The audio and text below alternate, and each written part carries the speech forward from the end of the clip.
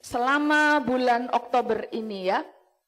Jadi disiplin the mind, mendisiplinkan pikiran. Kenapa? Karena pikiran kita ini bukan hanya pikiran manusia di luar, karena yang berbicara di ayat ini adalah Rasul Paulus. Dia adalah seorang yang dipilih oleh Allah untuk melayani umat, ya, menjadi representasi dari kerajaan Allah. Berjalan kemanapun Rasul Paulus sampai membuat adanya gereja, adanya kita sampai hari ini. Ini hasil pelayanan dari Rasul Paulus. Pertama memang para orang Yunani, orang-orang pemikir-pemikir, filsuf-filsuf, ahli-ahli filsafat, ahli-ahli negara. Itu yang pertama-tama disentuh oleh Rasul Paulus ya. Tapi kemudian meluas sampai ke kita, sampai zaman hari ini ya. Jadi pertama yang berbicara adalah hamba Tuhan yang luar biasa. Orang yang mendisiplin diri sampai dan menunjukkan spesifik kata, aku telah mengakhiri pertandinganku.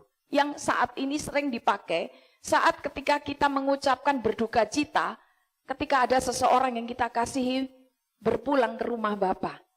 Kita tidak tahu apakah dia benar-benar mengakhiri pertandingannya dengan baik, kita nggak tahu, tapi ya untuk menghibur kita tulis seperti itu. Tapi Rasul Paulus meyakinkan dengan benar, dengan sesungguhnya secara esensi dia menulis seperti itu. Nah itu yang pertama. Yang kedua, dia berkata bahwa pikiran manusia itu punya potensi untuk melawan, membuat benteng sehingga tidak bisa mengenal Allah dengan benar. Salah satu penyebabnya juga adalah keangkuhan. Keangkuhan membuat orang tidak bisa mengenal Allah dengan benar. Sudah jadi Kristen, melayani, tetapi pengenalan akan Allah itu bukan satu keadaan seperti kita kuliah. Lulus ya sudah. Kita belum lulus sampai nanti tubuh ini berubah menjadi tubuh kemuliaan. Diawali dengan kepenuhan Kristus. Nah, kita percaya akan ada tubuh kemuliaan itu ya. Tubuh kemuliaan contohnya seperti Tuhan Yesus. Ada di sini satu, tapi tiba-tiba bisa berada di mana? Tembok bisa ditembus, ya. Nah, itu secara fisik, tapi bisa diterjemahkan lebih dalam lagi. Nah, Bapak Ibu Saudara sekalian, pikiran kita ini punya potensi untuk memblokir kita sehingga kita tidak bisa mengenal Allah. Nah, itu sebabnya Allah menetapkan kepada bangsa Israel melalui Musa bahwa setiap tahun itu ada 7 hari raya. 7 hari raya yang wajib dirayakan. Dan firman itu belum pernah dianulir, belum pernah diamandemen. Masih ada sampai hari ini, itu ada di Kejadian lama, di Perjanjian Lama, di Keluaran, di Imamat pertama, di Keluaran, di Ulangan ya, semua tertulis di sana. Salah satunya yang harus dirayakan adalah hari raya Pondok Daun atau Sukot. Sukot itu adalah bentuk jamak dari Sukah. Sukah itu adalah pondok daun. Jadi Sukot adalah berarti pondok daun, pondok daun, pondok daun, pondok daun. Banyak. Karena setiap keluarga diwajibkan membangun pondok daun. Nah, apakah pondok daun ini hari rayanya orang Yahudi? Memang menurut LAI diterjemahkan di Perjanjian Baru pada waktu Tuhan Yesus masuk ke Yerusalem, ada momentum di sana pada waktu Yesus mau merayakan pondok daun, hari raya Sukot. Disebutkan oleh LAI, tidak disebutkan hari raya pondok daun atau Sukot, tapi disebutkan hari raya orang Yahudi. Tetapi itu ada di Perjanjian Lama. Ketika mereka keluar dari Mesir, Allah mulai memberikan hukum-hukum masuk dalam konstitusi, ya, undang-undang dasar. Dasar sebagai undang-undang dasar bagi setiap warga negara kerajaan Allah. Orang-orang yang menyembah Allah yang benar, maka itu perlu, itu berlaku, ya. Oke, sekarang kita masuk dalam Allah membuat hari raya supaya memang ada Sabat. Kita sabat, kalau orang Yahudi sahabatnya Jumat malam sampai Sabtu malam. Kita sabatnya hari Minggu. Kadang-kadang kita sabat cuma 2 jam atau 3 jam selama ibadah. Menurut kita sabat itu ibadah. Ya, 3 jam. Setelah itu kita sibuk lagi. Pikiran kita ini terlalu banyak dicekokin, dikasih makan banyak-banyak macam-macam. Sukot. Kenapa Allah membuat hari raya itu? Salah satunya adalah Sukot. Kita perlu merenungkan kembali secara penuh. Pikiran ini perlu dikasih makan. Betul, kita baca firman tiap hari. Tetapi Sukot adalah di mana kita bersama-sama, karena inti dari Sukot adalah unity. Pertama, unity. Yang fana dan yang ilahi. Yang pertama itu di Yohanes 1 dan Yohanes 1 ayat 1 dan Yohanes 1 ayat 14. Pada mulanya adalah firman. Firman itu bersama-sama dengan Allah dan firman itu adalah Allah. Ayat 14. Firman itu disebutkan dalam bahasa Indonesia menjelma menjadi manusia. Tapi dalam King James Version disebutkan and the word became flesh. Dan firman itu menjadi daging. Wujud daging, bisa daging artinya sesuatu yang fana. Firman itu dibuat menjadi berwujud, wujudnya wujud yang fana, yang sama seperti kita. Became flesh, unity, yang fana dan yang ilahi unity. Lalu ini Yesus firman yang masuk dalam tubuh yang fana, menyatu. Taunya menyatu bagaimana? Tubuhnya bisa bergerak. Yang dagingnya itu, keinginan dagingnya, itu bisa bergerak, nyatu dengan keinginan ilahinya. Kecuali di Getsemani.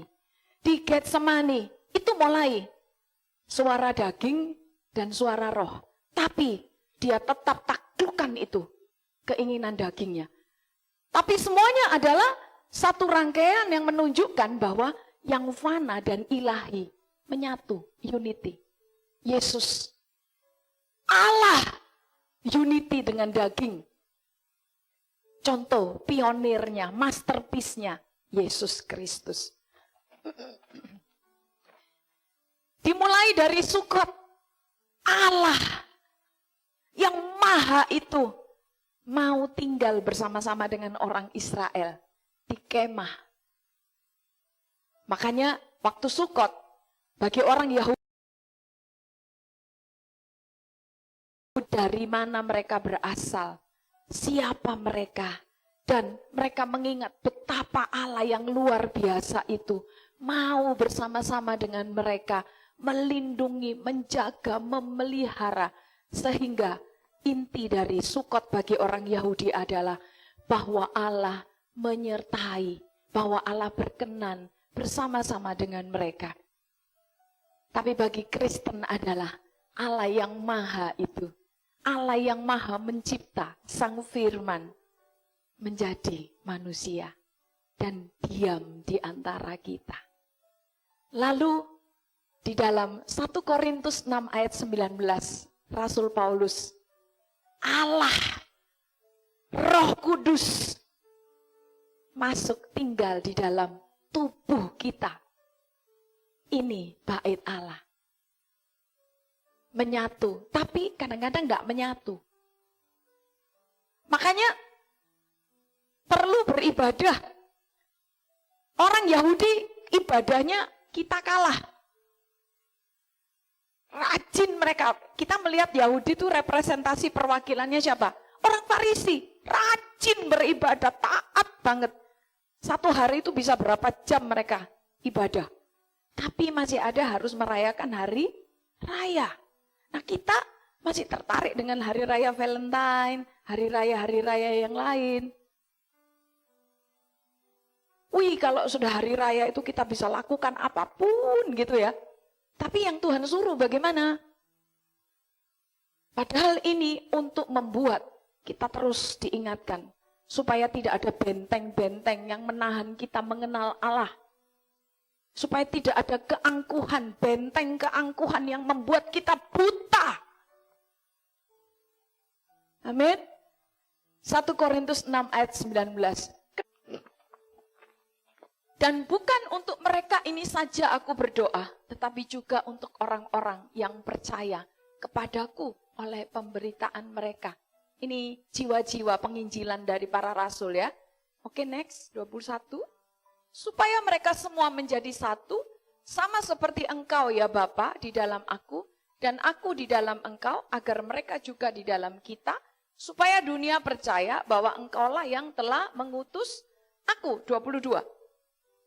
Dan aku telah memberikan kepada mereka kemuliaan. Ini perhatikan ya, kata kemuliaan. Yang engkau berikan kepadaku. Apa kemuliaan yang ada pada Yesus?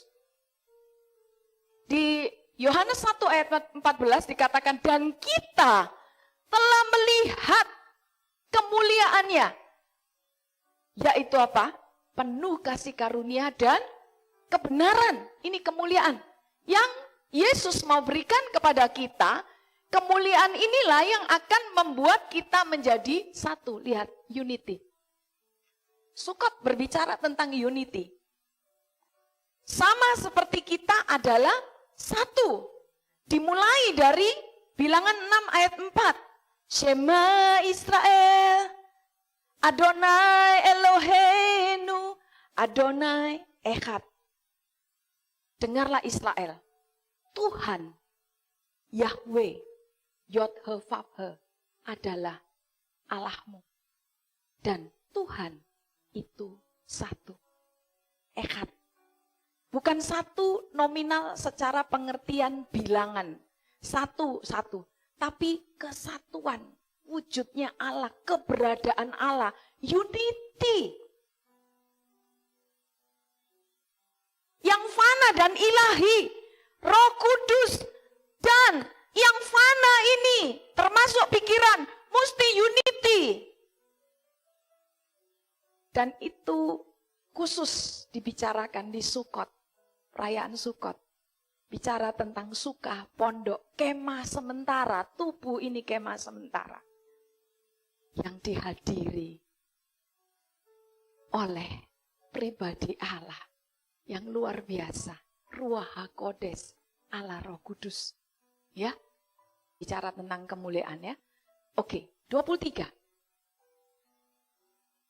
Aku di dalam mereka. Nah, Yesus di dalam kita. Dan engkau di dalam aku. Di dalam Yesus ada paket Bapa. Berarti ada Bapa di dalam Yesus, di dalam kita. Supaya baru kita bisa sempurna menjadi satu. Kalau tidak ada Yesus dan tidak ada Bapa, susah. Orang yang susah menjadi satu, menyatu dengan yang lain, maka perlu dipertanyakan ini. Agar dunia tahu bahwa engkau yang telah mengutus aku dan bahwa engkau mengasihi mereka sama seperti engkau mengasihi aku. Ini yang akan dibuat tiruannya oleh dunia. Bapak Ibu bisa searching di Google, di YouTube. Itu sekarang ini ada pihak-pihak yang ingin membuat one. Mulai strategi mereka itu kata rumorsnya, ya, saya nggak tahu kebenarannya. Sebagai orang yang belajar hukum, ketika ngomong mesti ada bukti.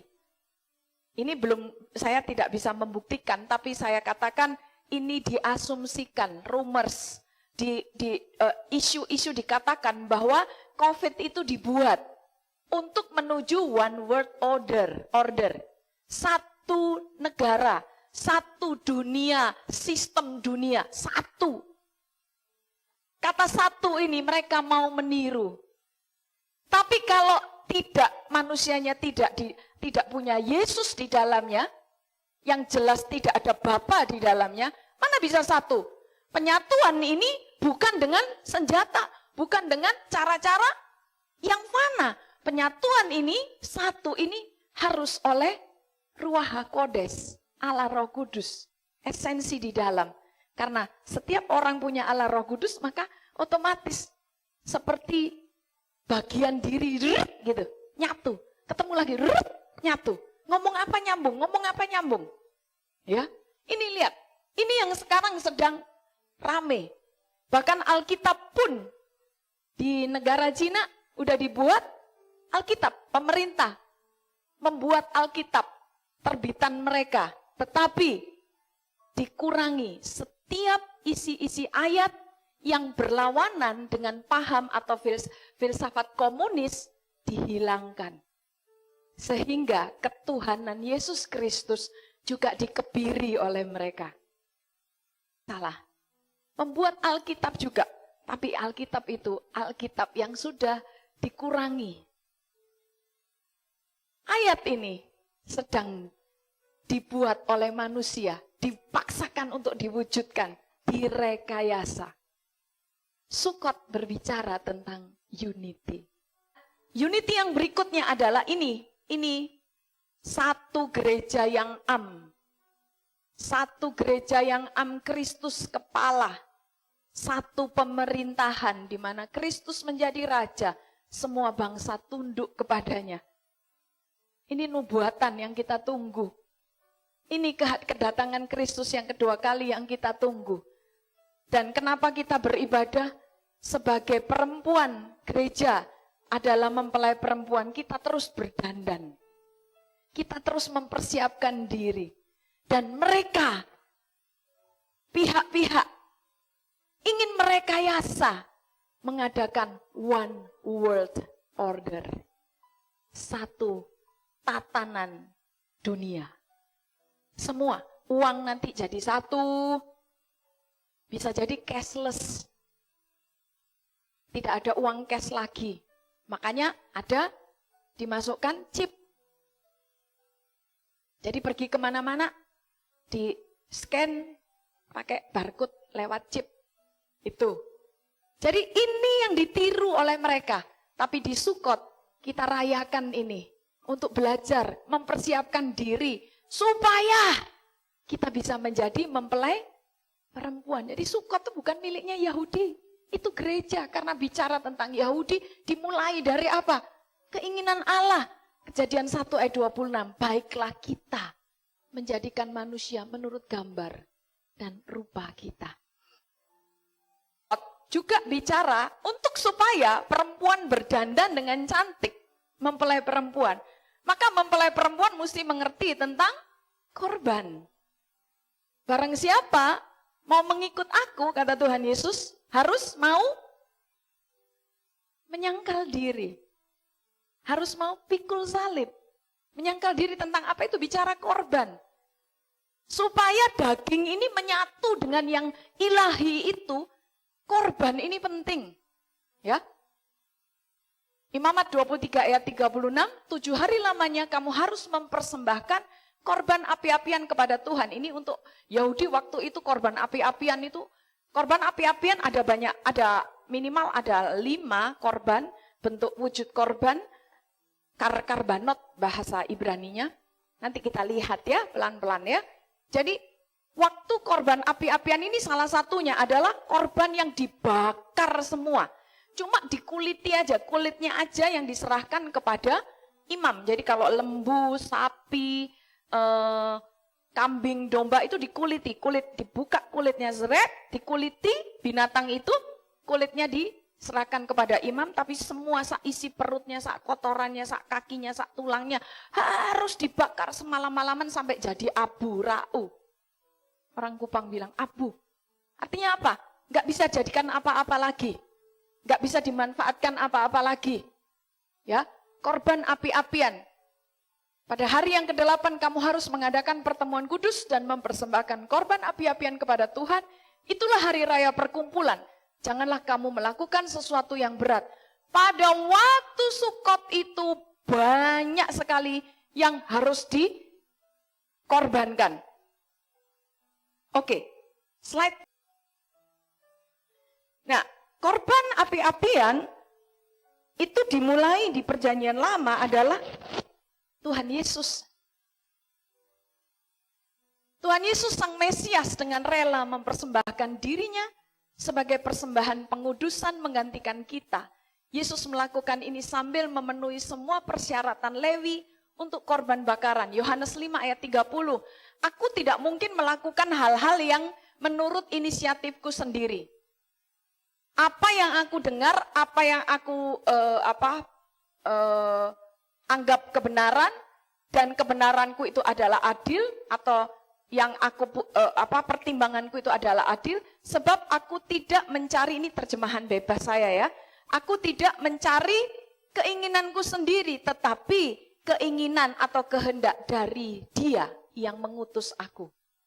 Lalu di Matius 26 ayat 39, dengan melangkah sedikit lebih jauh, Dia menjatuhkan dirinya dengan wajahnya ke tanah dan berdoa, Bapa, jika mungkin, biarlah cawan ini lalu daripadaku, tetapi bukan kehendakku. Ini suara dagingnya Yesus. Tapi bukan kehendakku, tetapi kehendakmu lah yang jadi. Waktu Yohanes 5 ayat 30, suara daging dan suara ilahinya nyatu. Tapi mulai dari sini split. Karena apa? Dosa mulai dimasukkan dalam diri Yesus. Dosalah yang membuat suara daging kita tidak connect, tidak menyatu, tidak unity dengan suara ilahi yang ada di dalam diri kita. Ini Bapak Ibu Saudara sekalian. Yesus Kristus adalah korban yang terbakar habis. Ketaatannya sampai pada kematian. Seluruh kehendaknya dimatikan, kehendak dagingnya dimatikan. Jadi firman yang berkata, roh penurut daging lemah tidak berlaku pada Yesus. Kenapa? Dia memilih untuk membuat dagingnya menurut kepada kehendak ilahi. Dan oleh karena korban ini begitu sempurna, kita punya kesempatan untuk menjadi seperti itu. Kuasa dosa tidak ada lagi pada kita. Itu luar biasanya. Ini Sukot sudah menggambarkan itu semua. Kita bisa lihat di Sukot. Memang ini bukan Pesah. Nanti secara spesifik kita lihatnya di Pesah. Tapi Sukot, dalam Sukot itu sudah ada paket ini ya. Next slide. Pengorbanan yang naik. Karena korban api-apian dalam bahasa Ibrani adalah olah. O-L-A-H. Olah. Artinya naik. Sesuatu yang naik.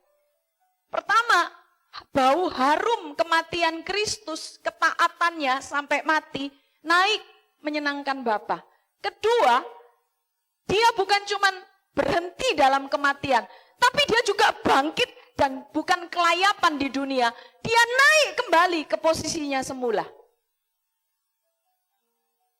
Ini dia, olah. Yesus Kristus adalah tipologi dari olah atau burn sacrifice, korban. Nah, korban api-apian dalam perjanjian baru. Waktu Sukot, kita belajar mengevaluasi diri. Bagaimana dengan korban api-apian kita? Sesuai di Roma 12 ayat 1. Karena itu saudara-saudaraku, demi kemurahan Allah aku menasihatkan kamu, supaya kamu mempersembahkan tubuhmu, kata tubuh somata, daging, sebagai persembahan yang hidup, yang kudus dan yang berkenan kepada Allah. Itu adalah ibadahmu yang sejati. Waktu Sukot kita belajar, evaluasinya dibagi berdasarkan arba minim. Arba minim itu adalah 4 spesies tanaman yang dibawa oleh orang-orang Yahudi yang memiliki arti merupakan simbol dalam tubuh kita. Jadi yang pertama adalah lulaf, tulang punggung. Kedua adalah hadasim, hadasim itu mata. Kemudian ketiga itu kalau nggak salah arafot, arafot itu adalah bibir. Lalu kemudian etrok, lemon ya, itu adalah hati. Jadi pada waktu Sukot kita periksa apakah tulang punggung kita ini tetap tegak. Orang yang tetap tegak mampu melihat tangan Allah, dia tidak mungkin angkuh. Orang yang bongkok itu orang angkuh. Kenapa? Karena dia cuma bisa melihat dirinya sendiri, penderitaannya sendiri. Dia itu tadi yang firman 2 Korintus 10 ayat 5. Angkuh. Kalau Bapak Ibu baca terus ayat-ayat berikutnya, ada orang-orang yang melayani Tuhan memegahkan diri, mengukur semuanya menurut dirinya sendiri. Lalu dia megah karena bongkok. Di Sukot kita belajar melihat apakah aku tetap tegak berdiri. Andalanku siapa? kemegahanku siapa? Mampukah aku percaya? Mampukah aku melihat jauh, mempercayai Allah? Emunah, bitakon dan emunah, bahasa Ibraninya. Emunah itu adalah menyerahkan diri total sakarepnya Allah. Olin waktu saksi, ada suara Roh Kudus yang diterima oleh Olin ketika dia berdoa di menara doa. Pergumulannya waktu diangkat mau menjadi kasubag, dia berkata, Tuhan aku mau yang santai-santai aja, aku enggak mau tanggung jawab itu besar. Dia dengar suara Roh Kudus bilang gini, dalam bahasa Kupang katanya, tapi saya ambil kata-kata yang yang mirip ya. Hidupmu aku ciptakan kamu bukan untuk dirimu sendiri, hidupmu itu untuk aku. Bapak Ibu Saudara sekalian, luar biasa ya. Jadi kita ini diciptakan ini bukan untuk sak mau-maunya kita. Miliknya Allah. Jadi terserah Allah mau dijadikan apapun. Makanya kita perlu ngecek ini arba minim ini. Supaya kita bisa mampu melihat yang ke depan. Bukan melihat saat ini tok. Ke depan, rencana Allah yang besar. Rencana Allah, kenapa kita ada? Kenapa kita jadi Kristen? Bukan berkata, oh aku jadi Kristen supaya aku diberkati. Itu orang bongkok. Oh enggak apa-apa, yang penting aku sudah nyaman, keluargaku aman, pangkat jabatan, uangku aman semuanya. Itu orang bongkok berpikir seperti itu. Enggak melihat jauh ke depan. Rencana Allah, kenapa saya ada? Kenapa saya ada di dunia ini? Kita ada. Karena Allah menginginkan kita ada untuk Allah. Supaya Allah bisa menikmati. Ikuti saya bersama-sama. Saya ada, sambil katakan, tepuk dadamu. Saya ada untuk Allah. Supaya dia bisa menikmati hidup saya. Amin.